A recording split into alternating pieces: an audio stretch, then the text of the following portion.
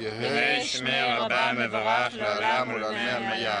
אחר הצהריים זרמו המוני מנחמים על טקסי ההשכבה של אייל יפרח, בן 19, נפתלי פרנקל, בן 16, וגלעד שער, בן 16. השם היושב בשמיים, אתה שמסדר לכולנו פה את סדר חיינו. הבאתי לך היום את החבר הכי טוב, את האח היחיד שלי. אני אפילו לא יודעת מה הוא הרגיש, מה הוא חשב, בזמן שהוא נאבק על החיים שלו. בפעם האחרונה שהייתי עם ג'ילדר, זה היה אצל סבא וסבתא. הוא למד לבגרות בהיסטוריה. כשהתארגנתי לצאת באתי ונפרדתי ממנו כמו בכל פעם. ופתאום בלי מחשבה נתתי לו חיבוק. אתה יודע כמה אני וג'ילדר קרובים, הוא החבר הכי טוב. אני תמיד הייתי האחות המציקה שמתקשרת לברר מה איתו, מנסה לתאם שבת ביחד בבית. אביו של גלעד עלה אל בימת ההספדים הקטנה ביישוב תלמון וסיפר על שיחת הטלפון האחרונה שעשה בנו היחיד. השיחה למוקד 100 של המשטרה.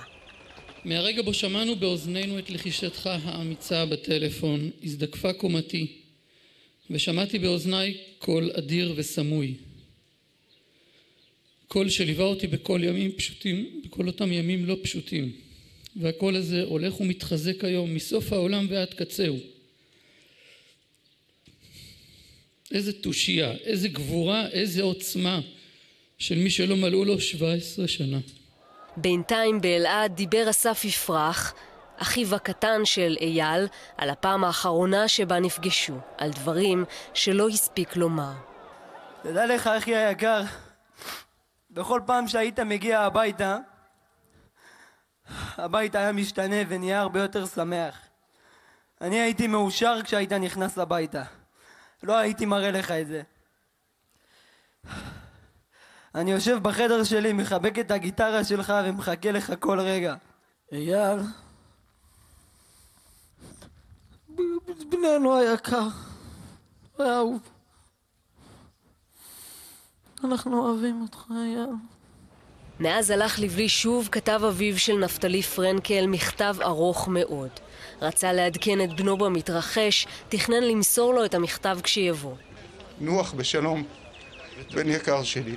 ואימא שלו כל כך קיוותה שיחזור וישיר, כמו שתמיד עשה. תנוח בשלום ילד שלי. אנחנו נלמד לשיר בלעדיך.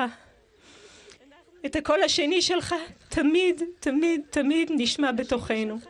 לכל אחד מאיתנו יש אחים ואחיות. קחו על עצמכם נקודה טובה אחת של ג'ילדר. תהיו אחים ואחיות אוהבים. גם הכל זה חלק מהעניין. בבית העלמין במודיעין הם נטמנו זה לצד זה. 3 גופות של 3 נערים שרצו לחזור הביתה. כן, 19 ימים עקבה